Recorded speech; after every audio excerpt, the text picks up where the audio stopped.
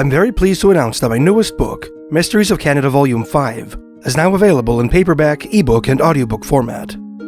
This book is based on YouTube videos and articles that I produced throughout 2022 and 2023, and includes stories of prehistoric survivors, creepy canines, forgotten monsters, urban legends, conspiracy theories, prairie tales, and creepy places, all set in Canada. I'm currently selling signed copies of this book on my website, mysteriesofcanada.com, which is easier to browse on a computer than on a smartphone. If you'd like to check it out, please click the link in the description.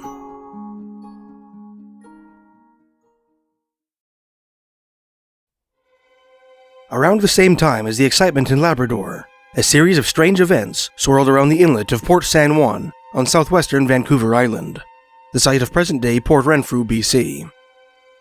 In early October 1906, a lumberman named Ed Russ returned from a timber cruise in the area, with a vague report that he had seen the Wild Man of the woods. About a month and a half later, two fishermen named Tom Ash and O. Bratland, who were employed by the San Juan Fish and Packing Company and worked aboard a steamer called the San Juan, had a strange experience while returning to Port San Juan from a northerly voyage. During their homeward journey, the two men decided to make the best of the bad weather in which they found themselves, which rendered fishing impossible, and headed ashore for a hunting trip. The location of their sojourn was Banks Island, a remote coastal isle sandwiched between the Hecate Strait and the Principe Channel, east of the Queen Charlotte Islands or Haida Gwaii. While rambling on the beach of this misty, rain-soaked hideaway, the fishermen came face to face with a frightening creature, which they said resembled a gorilla more than a human being. The figure stood 6 feet tall and was covered from head to toe with hair measuring about 6 inches in length. The hair on the wild man's head was longer than the rest, falling halfway down his back. The fisherman described the creature as gaunt and hungry-looking, and said that it was completely naked, save for a small breechcloth. Apparently startled by the appearance of these visitors, the creature turned and ran like a deer through the woods, uttering strange guttural sounds as it disappeared into the bush. The sailors spent some time searching for the strange creature, but were unable to locate him. Although the subject of the next Wild Man story disseminated by the Canadian press is unmistakably of the human variety, the tale is fascinating nonetheless, and worth retelling here. In early January 1907, a group of cowboys employed at a ranch south of Kamloops, BC, headed out into the hills southwest of town in search of lost horses. They rode into a heavy fog, in which one of their number, a ranch hand of Shuswap Indian extraction, became separated from the rest. While calling out for his companions, the lost cowboy was answered by the voice of what proved to be a young native woman. Upon seeing him, the woman burst into tears, exclaiming that he was the first Indian she had laid eyes on in 7 years. No sooner had the bewildered cowboy offered to take the girl into town than the pair were approached by a savage-looking, sun-bronzed white man, sporting long tangled hair and a beard. The startling figure brandished a rifle and growled a deadly threat, promising to shoot the Indian unless he left immediately. Left with little choice, the cowhand departed, and related his strange tale to his band's leader, Chief Louis, later that night. Chief Louis suspected that the mysterious girl was the only survivor of an unsolved massacre that still haunted the memories of the westerly Lillooet Indians. 17 years earlier, an entire Lillooet family from the little community of Bridge River, just north of Lillooet, BC, was wiped out in a mysterious nighttime murder spree. The only family member unaccounted for among the dead was a 13-year-old girl, who was presumed to have been kidnapped. At the insistence of Chief Louis and his Lillooet counterpart, Constable William Fernie of the British Columbia Provincial Police, who incidentally had attained national celebrity the previous year for his capture of gentleman train robber Bill Miner, tasked a party of Indian special constables with scouring the hills for the native girl and her supposed captor. The natives were forced to call off the search prematurely, unable to travel through the deep snow. The true story of the girl and her abductor, to the best of this author's knowledge, was never solved. With the exception of the story of George Lavis, a mentally ill Greek vagrant who was captured in Windsor, Ontario's Sandwich District after locals spotted his nightly fire flickering in a marsh, Canada's next Wild Man story is a chilling forgotten tale from British Columbia, evoking the popular urban legend surrounding Portlock, Alaska. In early March 1907, a steamship called the Capilano I made its slow, steady way up the Inside Passage. a tortuous network of sounds and inlets which British Columbia's coastal islands shelter from the Salish Sea. At a point on the Ursula Channel, about 60 kilometers south of present-day Kitimat, the steamer pulled into Bishop Cove, the site of the remote Bishop Bay Hot Springs and a small Haisla Indian settlement. There, on the shores of what would come to be known as Monkey Beach, the entire population of the settlement was congregated in a tightly knit throng, evidently in a state of great excitement. At the sight of the expected vessel, entire Haisla families promptly piled into dugout canoes laden with household effects and paddled desperately for the steamer, some members occasionally twisting around to hazard a fearful glance at the gloomy forest beyond the beach. As they helped the terrified natives clamber aboard their vessel, the crew of the Capilano learned that a strange creature had been making nocturnal visits to the beach beside the settlement, apparently to dig for clams.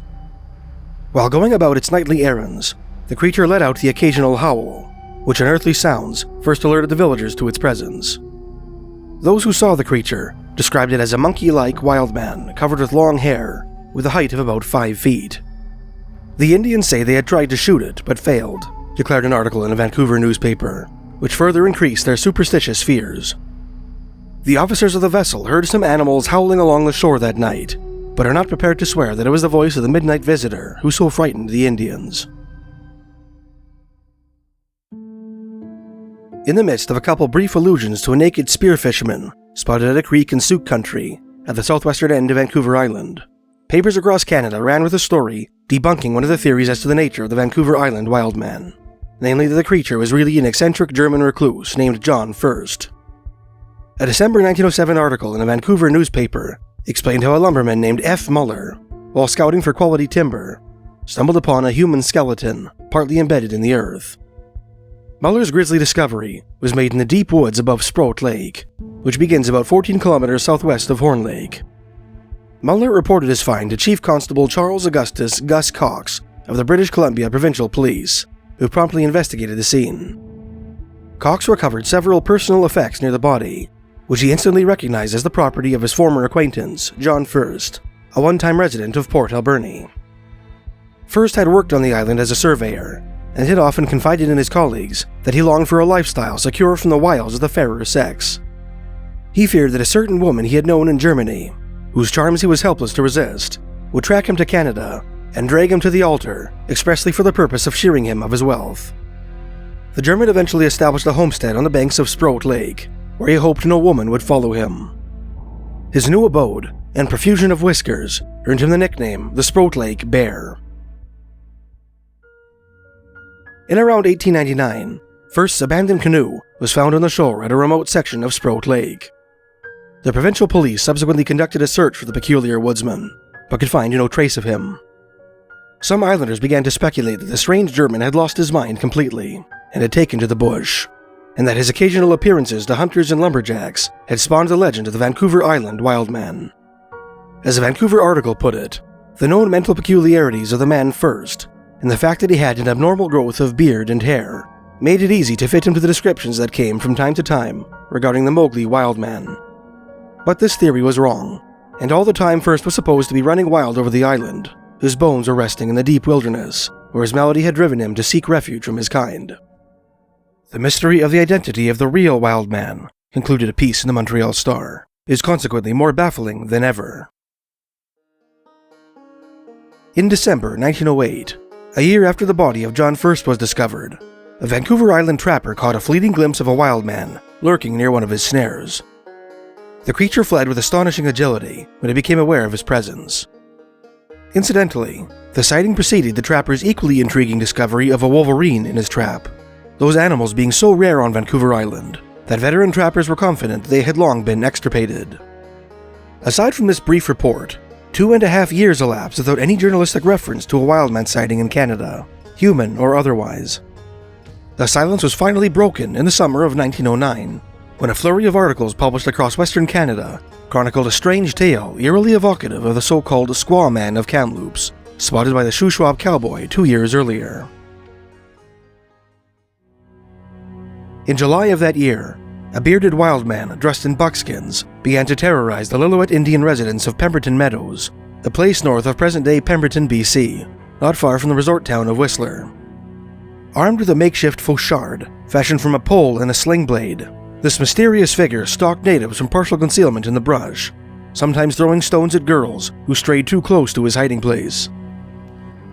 At night, he descended from his mountain hideaway and stole into native camps, apparently with the intention of capturing a Lillooet girl. During one of his nightly escapades, he lit a native's tent on fire, destroying everything inside. According to a letter written by the Lillooet chief to the provincial police at Ashcroft, which was delivered by Catholic missionaries named Rowe and LeSueur, the Wildman was accompanied by a woman who appeared to assist his operations. In order to protect themselves from the designs of these crazed marauders, both men and women began wearing revolvers regularly and forbade their children from venturing too far from the village. Some proposed that the man was a telegraph lineman driven mad by solitude. Others suggested that he was the same murderer who had wiped out a native family at northerly Anderson Lake 2 years earlier, carrying off a girl in an event chillingly reminiscent of the aforementioned 1890 massacre at Bridge River. No theories, however, were proposed as to the identity of his female companion. A band of Lillooet hunters searched for the wild couple without success. Although newspapers alleged that the provincial police were looking into the matter, no information regarding their investigation was printed by the press. Inexplicably, Canadian newspaper stories on semi-human wild men abruptly ceased in 1907 and did not reappear for another 13 years. Although the second decade of the 20th century was filled with stories of men who adopted wild lifestyles, including outlaws, hermits, vagrants, exhibitionists, madmen, and a superstitious East Indian bather who fled naked into the woods at the approach of strangers, it failed to produce a single article on the mysterious hairy wild men, which had once been a mainstay of Canadian papers. In early 1920, the journalistic drought was broken by an article originally published in the Chicago Blade and reprinted by a flurry of Canadian newspapers. This piece describes the capture of a wild man on an island in Lake Ontario just southwest of Kingston. It has the tenor of a prank, and indeed a Kingston paper which carried it dismissed it as dope. Nevertheless, it includes the names of several Kingston residents, which lended a faint whiff of legitimacy.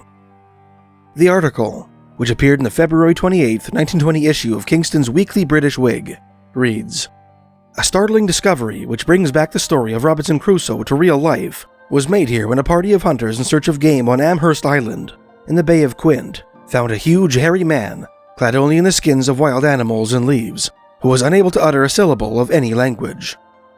He was discovered in a cave, and resisted ferociously until the hunters captured him with a lasso. After being brought back to Belleville, he was identified by Mrs. Florence Masters, who keeps a millinery store, as her husband, who disappeared after going on a fishing trip 22 years ago." "We were tramping through the wild underbrush on the island," says Henry Flairville, one of the members of the hunting party, "when we decided to smoke out a cave, thinking possibly that we might shoot some wolves. The wind was blowing in the right direction, so we built a fire in the narrow entrance to the cave. The smoke from the wet wood poured into the cave. Suddenly, we heard a violent commotion from within. A huge hairy being, which resembled an immense gorilla more than a man, rushed out. Several of us fired, but luckily, in our fright, we did not hit him. The wild man picked up a huge boulder, as easily as if it were a clod, and threw it at us. It just narrowly missed. If it had hit any of us, it certainly would have killed the victim." Then followed an exciting chase through the underbrush. One of the members of the party had a rope, which he made into a lasso. After a few unsuccessful casts, he threw the loop around the head of the wild man.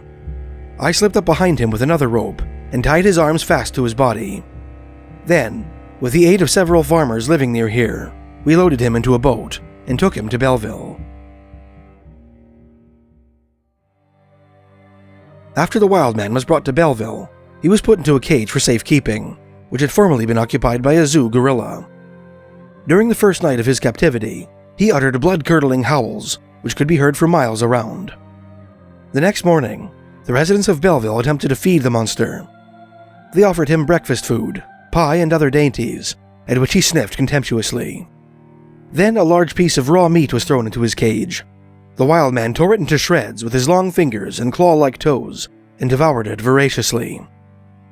After the monster had been in captivity for a couple of days, Mrs. Florence Masters, proprietress of the village millinery store, who had been advertising her lost husband for more than 20 years, came down to the cage out of curiosity. "Ethelbert," she cried, the moment she set eyes on the wild man. "It's my dear husband." By several scars and moles, Mrs. Masters positively identified the wild man as her husband. Her mate had gone on a fishing trip 22 years before, and had never been seen since then. The waters were dragged for his body, but Mrs. Masters always clung to the belief that he was alive. It is now thought that he had become stranded on the island, which was seldom visited in those days, and had led a Robinson Crusoe existence, almost within sight of his former home. It is believed that he survived on roots and herbs, and what game he could capture with his hands, and finally reverted to a savage state as a result of the life he was leading. "I'm going to try to teach him to talk and wear clothes again," said Mrs. Masters. "For a time I will keep him in a cage, but I am confident that it will not be long until Ethelbert is himself again, and can tell me of those terrible years he spent on that island."